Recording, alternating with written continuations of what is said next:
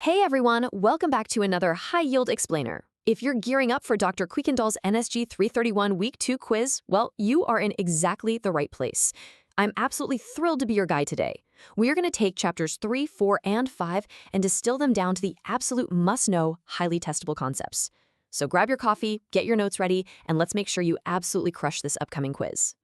Okay, let's look at our roadmap for today. We'll be hitting 3 main topics. First, cross-cultural nursing care.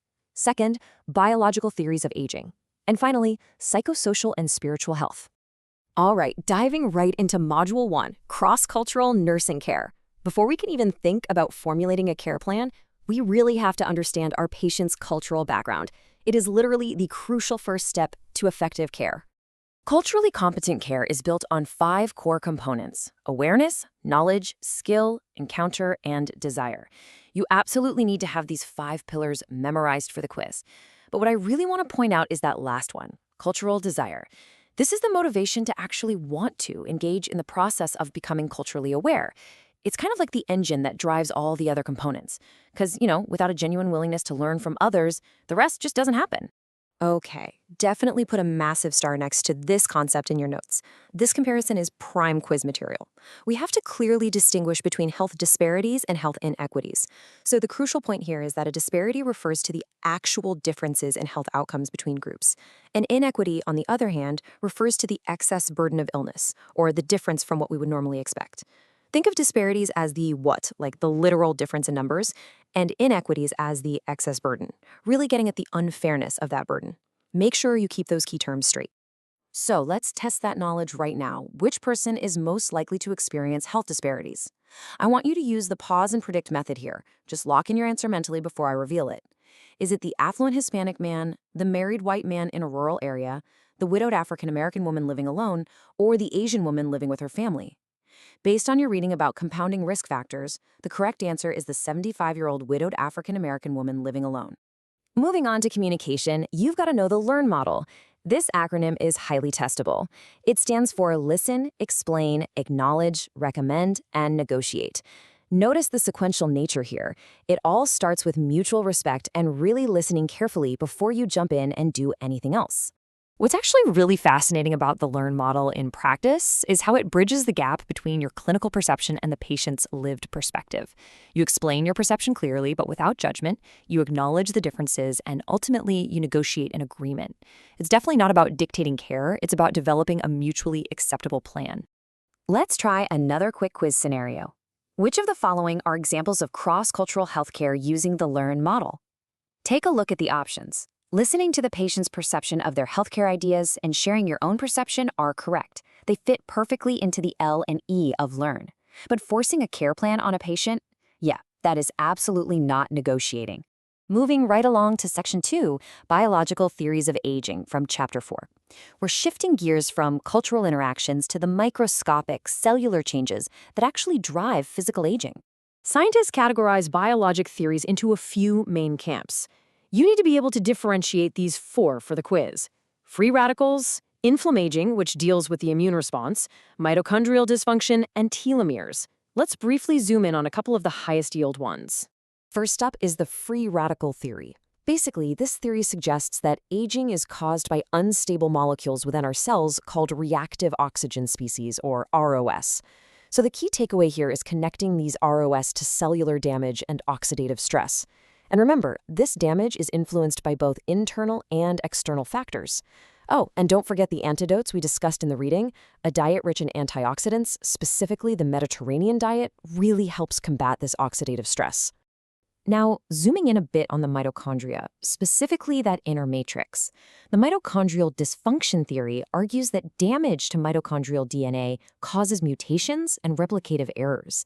And because mitochondria are the powerhouses of the cell, this damage directly impacts the production of ATP. That drop in energy production leads to the physical decline we associate with aging. And finally, Section 3, Psychosocial and Spiritual Health, which covers Chapter 5. We've looked at the cultural and the physical. Now we are exploring how the mind, spirit, and societal roles adapt as we age. Here are the major psychosocial theories you've got to know. First-generation theories include role theory, which defines a person by their societal roles, and activity theory, which says successful aging depends on staying active. Then there's disengagement theory, which is the idea of sort of naturally withdrawing from society. But I really want you to focus on continuity theory. This one states that late life roles are just a continuation of life patterns.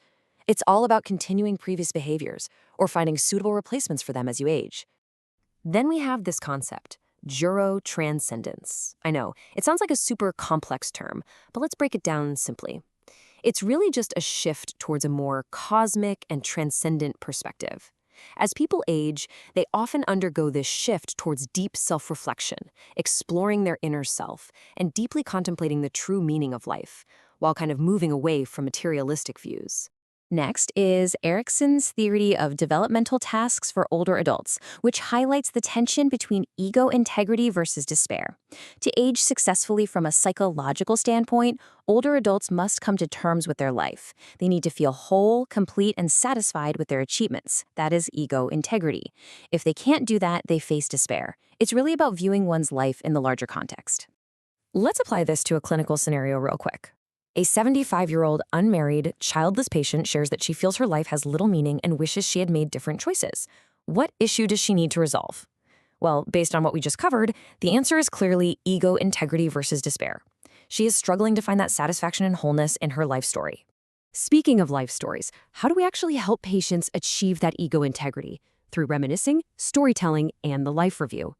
Reminiscing is considered the absolute most important psychological task for older adults.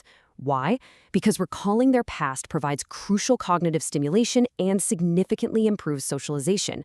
It is a powerful therapeutic tool you will use constantly in practice. Now, a huge part of that whole person care is spiritual health.